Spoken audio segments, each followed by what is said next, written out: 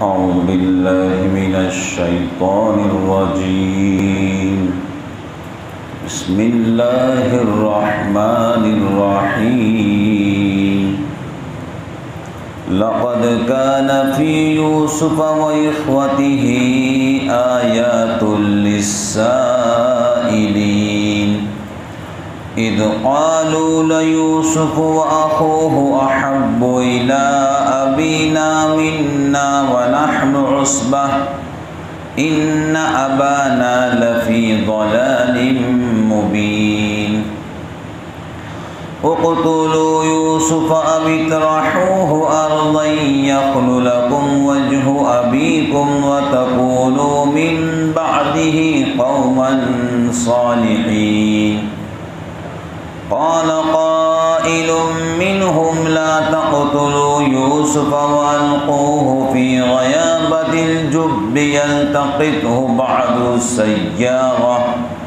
بعض السيارة إن كنتم فاعلين قالوا يا أبانا ما لك لا تأمنا على يوسف وإنا له لناصحون أرسله معنا غدا يرتع ويلعب وإنا له لحافظون.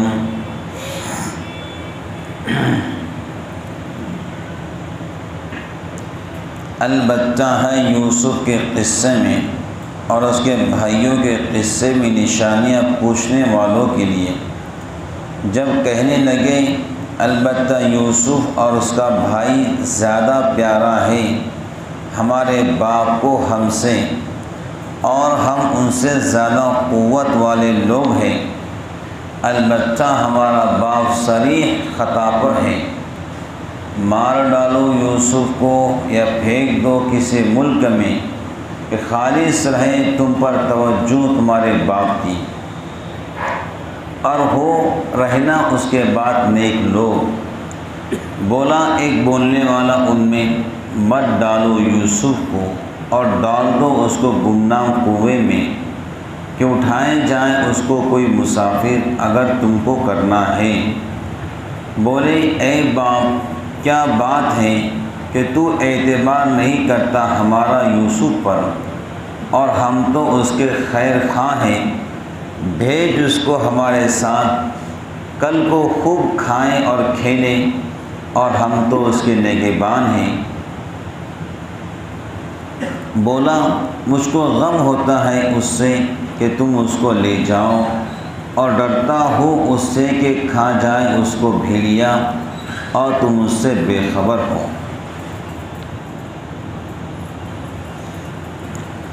حضرت یعقوب علیہ السلام کو اپنے بیٹے لائق و فائق کامل اور مکمل حضرت یوسف علیہ السلام سے بے پناہ محبت تھی،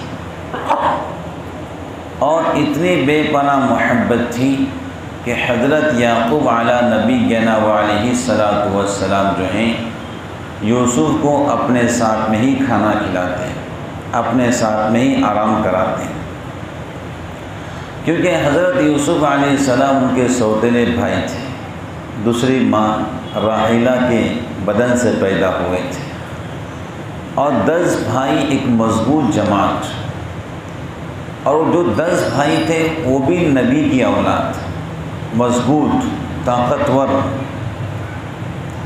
تو 10 بھائیوں نے آپس میں مشورہ کیا کہ ہمارا باپ یعقوب تو یوسف کو بڑا چاہتا ہے، کیا کیا جائے؟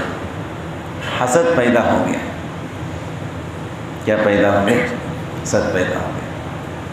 تو آپس میں مشورہ ہوا کہ بھائی یہ کیا جائے کہ یوسف کو باپ سے دور کر دیا جائے، نہ رہے باس نہ بجے باس۔ مشورہ ہوا قتل کر دیا جائے، ہمیشہ کے لیے یوسف باپ سے دور ہو جائے۔ پھر مشورہ ہوا کہ قتل نہ کیے جائے، کسی ایسے کنویں کے اندر ڈال دیا جائے کہ چلتے مسافر یوسف کو اٹھا کر لے کر جائے۔ تو بزرگان محترم، عزیز نوجوان دوستو، یہ حسد آج سے نہیں ہے، یہ حسد تو سب سے پہلے شیطان کو آدم علیہ السلام سے ہوا تھا۔ کس سے ہوا تھا؟ شیطان کو حسد آدم علیہ السلام سے ہوا۔ آدم علیہ السلام محسود تھے، ان پہ حسد کیا گیا تھا۔ شیطان کیا ہوا؟ ناکام ہوا، اور آدم علیہ السلام ابو البشر، تمام انسانوں کے باپ بنے۔ پھر حضرت آدم علیہ السلام کے بیٹے حابیل سے بڑی محبت کرتے تھے۔ قابیل کو حابیل پہ حسد ہوا تو قابیل نے حابیل کو قتل کر ڈالا، لیکن قابیل بھی ہلاک ہوا۔ ایسے نوح علیہ السلام کی قوم کے اندر ان کے قوم نے حضرت نوح علیہ السلام سے کہا کہ ہم تم کو قتل کر ڈالیں گے۔ قوم کو حسد ہوا، لیکن انجام کیا ہوا کہ حضرت نوح علیہ السلام کامیاب ہوئے۔ جنہوں نے حسد کیا اور ڈوب کے مر گئے۔ ابراہیم علیہ السلام پہ حسد ہوا، آپ کو آگ میں ڈال دیا گیا۔ آخر انجام کیا ہوا؟ نمرود ہلاک ہوا، ابراہیم علیہ السلام کامیاب ہوئے۔ موسیٰ علیہ السلام پر حسد ہوا فرعون کی طرف سے، آخر کیا ہوا؟ فرعون پانی میں ڈوب گیا اور موسیٰ علیہ السلام کامیاب بن گئے۔ حضرت عیسیٰ علیہ السلام پر حسد ہوا، وما قتلوه وما صلبوه ولكن شبه لهم۔ حضرت عیسیٰ علیہ السلام پر حسد ہوا، قتل کرنے کے لیے آپ کو جیل میں ڈال دیا گیا کہ صبح آپ کو سولی پہ چڑھا دیا جائے گا۔ بر رفعہ اللہ الیہ، اللہ کریم نے عیسیٰ بن مریم کو زندہ اٹھا لیا۔ جنہوں نے حسد کیا وہ تباہ ہوئے۔ پھر حسد ہوا یوسف علیہ السلام پر، تو کیا ہوا؟ بالآخر اللہ نے یوسف کو وقت کا بادشاہ بنا دیا۔ پھر حسد ہوا میرے محبوب جناب رسول اللہ صلوات اللہ وسلام علیہ پر، کیا ہوا؟ آپ تو محمد الرسول اللہ بن گئے۔ جنہوں نے حسد کیا وہ جہنم میں چلے گئے۔ تو نوح علیہ السلام پر حسد ہوا تو وہ نجی اللہ بنے۔ ابراہیم علیہ السلام پہ حسد ہوا وہ خلیل اللہ بنے۔ موسیٰ علیہ السلام پہ حسد ہوا وہ کلیم اللہ بنے۔ عیسیٰ علیہ السلام پہ حسد ہوا وہ روح اللہ بنے۔ میرے محبوب پہ حسد ہوا محمد الرسول اللہ بنے صلوات اللہ وسلام علیہ۔ ارے بات سمجھ رہے ہو؟ بڑے نقطے کے بعد عرض کر رہا ہوں۔ تو جو حسد کرے گا وہ ناکام ہوگا، اور جس پر حسد کیا جائے گا وہ ہمیشہ کامیاب ہوگا۔ تو بزرگوں، نوجوان بھائیوں، کبھی زندگی میں چنتا مت کرنا کہ لوگ تم سے دشمنی کرتے ہیں۔ ٹینشن مت لینا، اپنے ذات کو اللہ کے حوالے کر دینا، اللہ خود نپٹ لے گا۔ ارے بات سمجھ رہے ہو؟ ہمیشہ اپنے آپ کو اللہ کے حوالے کر دو۔ آپ کسی بھی جائز میدان میں ہو اللہ کے حوالے کر دو، اللہ خود آپ کی نگہبانی فرمائیں گے۔ تو جو خواب یوسف علیہ السلام نے دیکھا تھا کہ 11 ستارے سجدہ کر رہے ہیں، تو بالآخر ستاروں میں روشنی ہوتی ہے، بالآخر ستاروں میں روشنی ہوتی ہے۔ تو یعقوب علیہ السلام خواب کی تعبیر سمجھ گئے تھے۔ یوسف علیہ السلام کو خواب کی تعبیر نہیں بتلائی، بات سمجھ گئے؟ کیوں نہیں بتلائی؟ اس لیے نہیں بتلائی کہ یوسف کے دل و دماغ میں کوئی بڑا پن نہ آ جائے۔ اور یعقوب علیہ السلام جانتے تھے 11 ستارے، اس کا مطلب 11 بیٹے، اور ستارے روشنی دیتے ہیں۔ یعقوب علیہ السلام کو امید تھی کہ میرے بچے کوئی نقصان نہیں پہنچا سکتے ہیں، ستارے روشنی دیتے ہیں، میرے بچے بھی کوئی نہ کوئی دین کا کام کریں گے۔ وَتَكُونُوا مِن بَعْدِي قَوْمًا صَالِحِينَ۔ ان بھائیوں نے آپس میں مشورہ کیا کہ یوسف کو باپ سے جدا کرنا ہے، لیکن اس سے پہلے ہم یہ بات آپس میں طے کرتے ہیں، یوسف کو قتل کرنے کے بعد یا کنویں میں ڈالنے کے بعد ہم نیک بن جائیں گے۔ کیا بن جائیں گے؟ بہت مین پوائنٹ کے بعد قرآن نے بیان کیا، ہم نیک بن جائیں۔ اس کا مطلب کیا ہے؟ اس کا مطلب یہ ہے کہ انہوں نے یہ کہا کہ ہم نیک بن جائیں گے، تو اکثر مفسرین نے اپنی تفاسیر میں لکھا ہے کہ اللہ رب العالمین نے جب ان 11 بھائیوں کی ملاقات یوسف علیہ السلام سے آخر میں ہوئی 40 سال کے بعد، تو اس وقت میں پھر اللہ کریم نے ان 11 بھائیوں کو بھی نبی بنا دیا۔ اس کا مطلب کہ بھائی اگر آپ کوئی گناہ کرنا چاہتے ہیں پھر یہ سوچتے ہیں کہ میں نیک بن جاؤں گا، ٹھیک ہے، آپ کی اس اچھی سوچ پر بھی اللہ تعالیٰ آپ کے ساتھ میں خیر کے معاملے فرماتے ہیں۔ اچھی سوچ پر، بھائی سوچ کتنی خراب تھی کہ ہم نے قتل کرنا ہے، کنویں میں ڈالنا ہے، لیکن فوراً سوچ کو بدل لیا کہ ہم نے بعد میں نیک بن جانا ہے۔ تو ہم بھی یہ طے کر رہے ہیں کہ ہم نے انشاءاللہ زندگی میں کبھی گناہ نہیں کرنا ہے، ہم نے نیک بننا ہے۔ بھائی جب یوسف بن یعقوب کے بھائی نیک بننے کی تمنا کے بنیاد پر وہ نبی بن سکتے ہیں، تو میں اور آپ نیک بننے کی تمنا پر ولی کیوں نہیں بن سکتے؟ بن سکتے ہیں نا بھائی۔ تو انہوں نے اپنے والد محترم سے کہا ابا حضور یوسف کو ہمارے ساتھ میں بھیج دو، ذرا ہم سیر و تفریح کرتے ہیں۔ کیا کرتے ہیں؟ سیر و تفریح کرتے ہیں۔ اب حضرت یعقوب علیہ السلام کو مکمل یقین ہو گیا، شک میں آ گئے یہ کچھ نہ کچھ نقصان پہنچائیں گے۔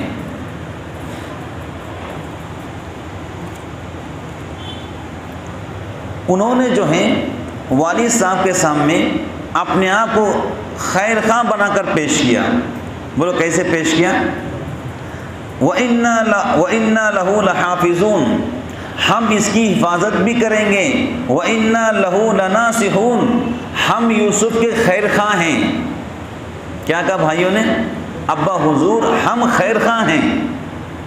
اب ایک بات ذہن میں رکھنا دوستو کہ ہمارے سامنے اگر کوئی خیر خواہ بن کر آتا ہے، ٹھیک ہے، میں آپ کا اچھا دوست ہوں، میں ہی آپ کو بہت زیادہ چاہتا ہوں، ٹھیک ہے، اگر وہ خیر خواہ کے راستے ہمارے پاس آیا لیکن اگر اس نے کسی وقت پر ہمیں گناہوں کے راستے پر لے کر چلا گیا تو سمجھ لینا یہ آپ کے لیے خیر خواہ نہیں، یہ آپ کو گمراہ کرنے والا دوست ہے۔ یاد رکھو ہمیشہ نیکی بھی اور گناہ کی دعوت بھی خیر خواہی سے آتی ہے۔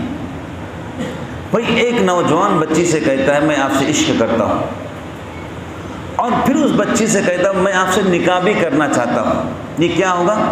خیر خواہی، ہمدردی۔ پھر اس بچی کو استعمال کر کے چھوڑ دیتا ہے، یہ کیا ہے؟ گمراہی۔ کیا ہے؟ یہ بات آپ ذہن میں رکھو، خیر خواہی بھی اور گمراہی بھی ہمیشہ ہمدردی کے ساتھ میں آتی ہے۔ اب بچی سے کہا میں آپ سے نکاح کرنا چاہتا ہوں، اب بچی اس کے لیے تیار ہوئی، اب اس بچی نے اپنی زندگی خراب کر ڈالی، اب ظاہر سے بات ہے چھوڑ دیا، تو یہ گمراہ عاشق تھا۔ کیسا تھا؟ لیکن آیا تھا ہمدردی کے راستے سے، ہمیں پہچاننا پڑے گا۔ ایسے نوجوان اکثر بیٹھے ہیں، ذرا کان کھول کے بات سنیے گا میری، میں یہ کہنا چاہ رہا ہوں کہ آپ کو ایسے دوست بھی ملیں گے، ہم آپ کے بہت اچھے دوست ہیں، بہت پیارے دوست ہیں، بہت آپ کا خیال رکھتے، چلیے ہمارے ساتھ میں کچھ دن اگر آپ سے اچھی بات کریں کہ آپ ان کے باتوں میں آ گئے اور کہیں آپ کو سگریٹ کے راستے پہ نہ ڈال دیں، کہیں آپ کو شراب کے راستے پہ نہ چلا دیں، کہیں آپ کو گناہوں کی طرف لے کر نہ جائیں، اگر ایسا رہا تو یہ آپ کا دوست نہیں، یہ آپ کا قاتل ہے۔ یاد رکھنا ہمیشہ عادتیں بگڑتی ہیں دوستوں کی طرف سے۔ بولو کہاں سے بگڑتی ہیں؟ کہاں سے بگڑتی ہیں؟ انی لکم ناصح امین، پیغمبروں نے اپنی امت سے کہا تھا ہم تمہارے خیر خواہ ہیں۔ ہم کیا ہیں؟ تمہارے خیر خواہ ہیں، تم سوتے ہو تہجد میں، ہم اللہ کے سامنے روتے ہیں۔ یہ ہے خیر خواہی، ہمدردی، کہ اپنے دوست کے لیے، اپنے بھائیوں کے لیے، اپنے مصلیوں کے لیے اللہ کے سامنے رونا، یہ ہے اصل خیر خواہی۔ تو وہ بھائیوں نے اپنے والد سے کہا کہ ہم تو یوسف کے خیر خواہ ہیں، کیا ہیں؟ ہم تو اس کے نگہبان ہیں، ہم اس کی حفاظت کریں گے، یہ بچہ آپ ہی کے پاس رہتا ہے، ذرا بھیجیے ہمارے ساتھ میں، ہم جنگل میں انجوائے بھی کریں گے، کھیلیں گے، کھائیں گے، کودیں گے۔ اب یعقوب علیہ السلام کو مجبور ہونا پڑا، ٹھیک ہے بھائی جاؤ یوسف کو لے کر جاؤ۔ اب ان بھائیوں نے حضرت یوسف علیہ السلام کو باپ کے سامنے کندھے پر بٹھایا کہ بھائی یوسف کندھے پر بیٹھو، کیونکہ وہ باپ کو کہہ چکے تھے ہم یوسف کے ہمدرد ہیں، کیا ہیں؟ ہم خیر خواہ ہیں۔ اب ان بھائیوں نے حضرت یوسف علیہ السلام کو کندھوں پر بٹھایا، چلتے رہیں۔ حضرت یعقوب علیہ السلام دور تک چھوڑنے آئے، دور تک محبت تھی، لگاؤ تھا، بیٹے سے پیار تھا، دور تک چھوڑنے آئے، یہاں تک کہ یعقوب علیہ السلام نظروں سے اوجھل ہو گئے۔ اوجھل ہونے کے بعد جس بھائی کے کندھے پر یوسف بیٹھے ہوئے تھے اس بھائی نے حضرت یوسف کو زور سے پٹخ دیا۔ اب حضرت یوسف چیخ رہے، رو رہے، بھائی پیر میں چپل بھی نہیں ہے، جوتا بھی نہیں ہے، سینڈل بھی نہیں ہے، ذرا میرا خیال کرو، آپ نے ابا حضور سے کیا کہہ کر مجھے لائے ہو، اور آپ میرے ساتھ میں ایسا سلوک مت کرو۔ یہاں سے علماء نے لکھا ہے کہ ہم کھیلیں گے، یرتع ویلعب، ہم خوب کھائیں گے، خوب کھیلیں گے۔ تو کیا اسلام میں کون سے کھیل جائز ہیں؟ اللہ کے محبوب حضرت نبی پاک علیہ السلام نے اپنی امت کو لنگڑا لولا نہیں بنایا ہے۔ ارے بات سمجھ رہے ہو؟ کون سا کھیل ینگ نوجوانوں نے کھیلنا چاہیے وہ حدیثوں کے اندر ملتا ہے۔ میں تو نوجوانوں سے کہتا ہوں ہر وہ کھیل جس کو علماء نے جائز لکھا کھیلو۔ مثلا کوئی فٹ بال کھیلتا ہے، اگر ایسا کپڑا پہنتا ہے کہ گھٹنا نظر آئے تو پھر کھیلنا حرام ہے، اگر مکمل پینٹ پہنتا ہے تو پھر فٹ بال کھیلنا جائز ہے، کوئی مسئلہ نہیں ہے، اور کھیلنا بھی چاہیے۔ اس میں بدن کی آپ کی اچھی خاصی ورزش ہو جائیں گی۔ سوئمنگ کرنا، تیرنا یہ سنت ہے، لیکن اگر آپ سوئمنگ کے اندر اتنی چڈی پہنتے ہو جس سے آپ کا گھٹنا نظر آتا ہے پھر ناجائز حرام ہے۔ ایسے کپڑے پہنو جس میں آپ کا گھٹنا نظر نہ آئے۔ کیا نظر نہ آئے؟ گھٹنا۔ سوئمنگ بھی کرو، فٹ بال بھی کھیلو، ہاکی بھی کھیلو، اور بیڈمنٹن بھی کھیلو، ٹینس بھی کھیلو، سب کھیل جائز ہے بشرطے کہ نماز قضا نہ ہو۔ بات سمجھ گئے؟ جس کھیل میں نماز قضا ہو جاتی ہے وہ کھیل کھیلنا درست نہیں۔ آپ میچ کھیل رہے ہو لیکن نماز کا وقت نکل جا رہا ہے تب بھی کھیل رہے ہو تو یہ آپ کے لیے کھیلنا درست نہیں ہے۔ ایسی چیزیں کھیلو کہ جس میں آپ کی نماز بھی قضا نہ ہو اور جس میں اللہ کے احکام بھی پورے ہو جائیں۔ حضرت نبی پاک علیہ السلام نے جو ہے گھوڑا منگایا، گھوڑا، اس کا نام تھا صبحہ، گھوڑے کا نام، اور صحابہ سے فرمایا چلو گھوڑے کا مقابلہ کرتے ہیں، گھوڑے کی دوڑ۔ حضرت نبی پاک علیہ السلام جیسے انسان آج تک دنیا میں پیدا نہیں ہوئے جو اللہ سے اتنا زیادہ ڈرنے والے، لیکن صحابہ کرام کے ساتھ میں آپ نے گھوڑے کی دوڑ لگائی۔ کیا لگائی؟ ریس گھوڑے کی، اور آپ کا گھوڑا سب سے آگے نکل گیا، آپ کا گھوڑا سب سے آگے نکل گیا۔ محبوب کل دو جہان ہیں، اللہ سے اتنا ڈرنے والے کہ اذان کے وقت امی عائشہ کو بھول جایا کرتے تھے۔ جب اذان ہوتی تو امی عائشہ کو بھول جاتے ہیں، من منکم عائشہ، کون عائشہ؟ ابو بکر کی بیٹی، من، کون ابو بکر؟ اتنا اللہ کا ڈر رکھنے والا نبی اور رسول گھوڑے کے دوڑ کھیل رہے ہیں۔ کیا کر رہے ہیں؟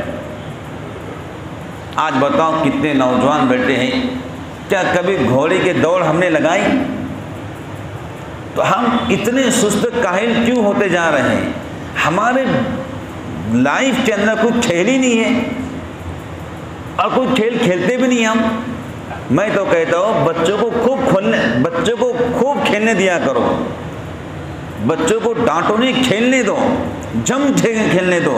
آج کھیلیں گے تو کل پڑھیں گے۔ اب دیکھیے حدیث پاک میں آتا ہے اللہ کے محبوب نبی پاک علیہ السلام نے ایک بچے کو جنگ میں چلنے کی اجازت دے دی کہ بھائی آپ بالغ ہیں، آپ جنگ میں چلیے۔ سنیے غور سے نوجوان بھائی، اب دوسرے ایک صحابی چھوٹے بچے تھے، تو انہوں نے کہا حضور مجھے بھی ساتھ میں آنے کی اجازت دیجیے، میں بھی تلوار چلا سکتا ہوں، گھوڑا بھگا سکتا ہوں اور نیزہ پھینک سکتا ہوں۔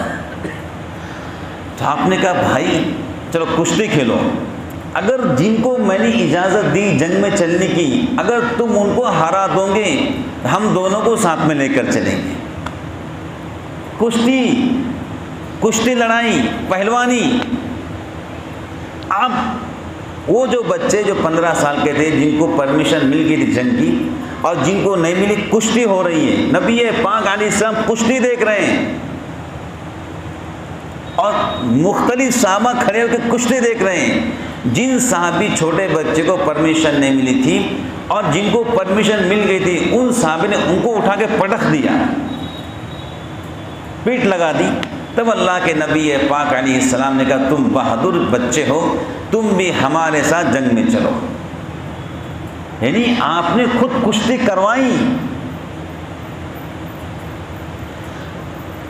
میں تو کہتا ہوں ہم میں کے ہر جوان کو کشتی کا پہلوان بننا چاہیے تھا، کراٹے کا ماسٹر مائنڈ بننا چاہیے تھا۔ بالکل نہیں، کچھ ہے نہیں لائف کے اندر۔ اسلام تھوڑی لنگڑا لولا مذہب ہے، اسلام تو بہت پاورفل اور طاقتور مذہب ہے۔ حضرت نبی پاک علیہ السلام نے کشتی کھیلی ہے۔ کیا کھیلی بولو؟ ارے بولو نا، روزہ مجھے بھی ہے۔ کیا کھیلی ہے؟ ہاں، ایک پہلوان تھا رکانہ، کیا نام تھا؟ رکانہ۔ آپ گزر رہے تھے، رکانہ بکریاں چرا رہا تھا جنگل میں مدینہ پاک میں۔ تو رکانہ پہلوان وہ پہلوان تھا عرب کا، جب سے اس نے پہلوانی میں قدم رکھا کبھی آج تک کوئی اس کو گرا نہیں سکا۔ رکانہ نے پورے عرب کو چیلنج دیا تھا جو مجھے گرائے گا مجھے کوئی گرا نہیں سکتا ہے۔ اللہ کے محبوب گزر رہے تھے تو رکانہ نے کہا کیا آپ اللہ کے رسول ہیں؟ کہا جی میں اللہ کا رسول ہوں۔ تو رکانہ کہتا ہے کیا میرے ساتھ کشتی کھیلو گے؟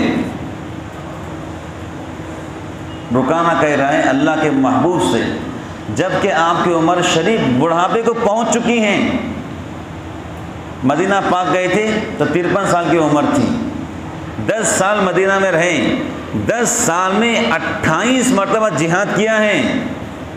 وہ بزرگوں سنو، میرے آپ کے محبوب کتنے بہادر تھے، 28 جہاد خود سے کیا ہیں اور 72 قافلے خود اپنے ہاتھ سے صحابہ کے روانہ کیے ہیں۔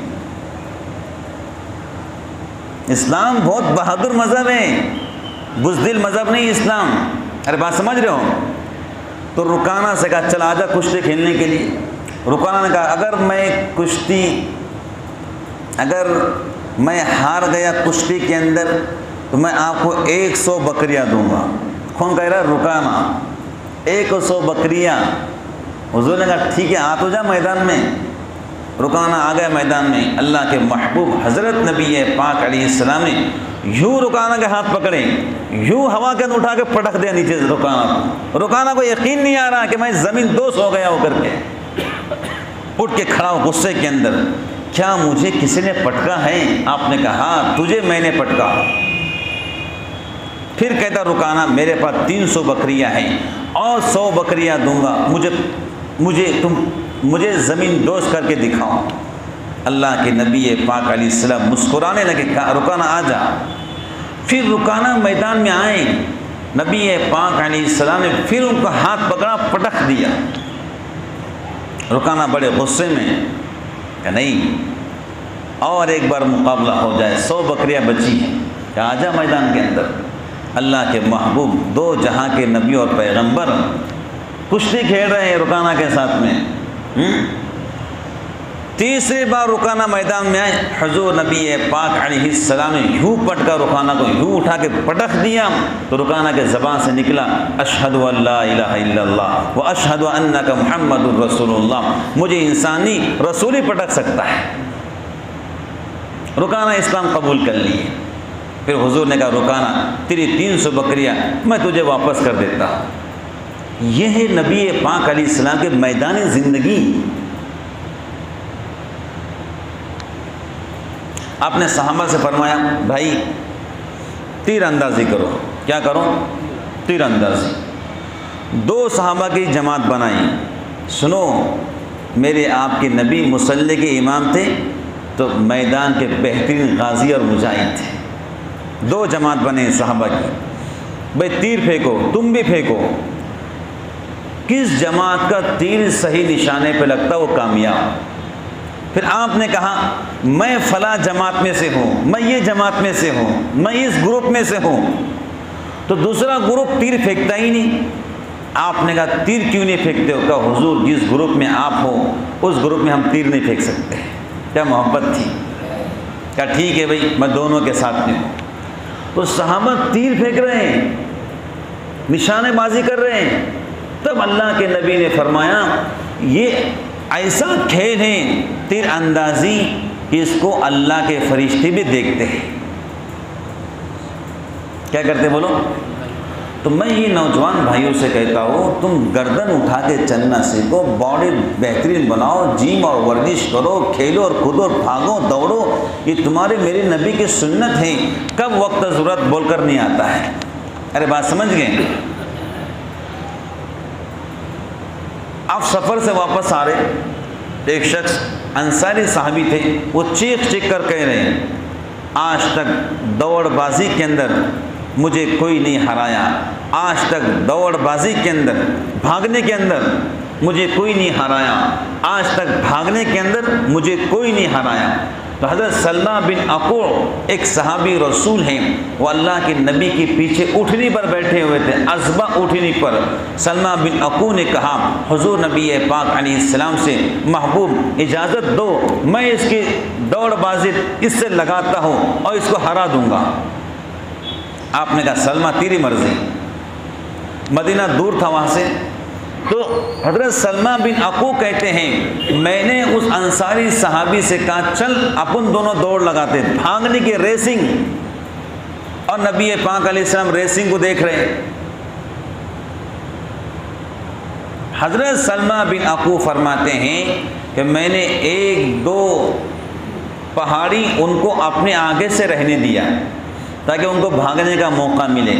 خدا کی قسم جب میں نے دوڑنا شروع کیا تو میں نے اس صحابی کے دونوں کندھوں کے بیچ میں یوں تھپڑ لگائی اور کہا چل مجھ سے آگے نکل کے دکھا، یہاں تک کہ میں مدینہ پاک پہلے پہنچ گیا۔ یہ دوڑنا، یہ کھیلنا، یہ کودنا، یہ سب اسلام نے سکھایا ہے، لیکن آج ہمارے بھائی نوجوان اور ہمارے معصوم بچے موبائل گیم کے دیوانے بن گئے اور موبائلوں کے دیوانے بن گئے، نہ ان میں طاقت رہی نہ کچھ کھیلنے کا شوق باقی رہا۔ ارے بات سمجھ رہے ہو؟ تو حضرت یعقوب علیہ السلام کو ان کے بیٹوں نے کہا ابا حضور یوسف کو ساتھ میں بھیجیے، ہم کھیلیں گے، خوب کھائیں گے۔ کیا کریں گے بولو؟ کھیلیں گے اور خوب کھائیں گے۔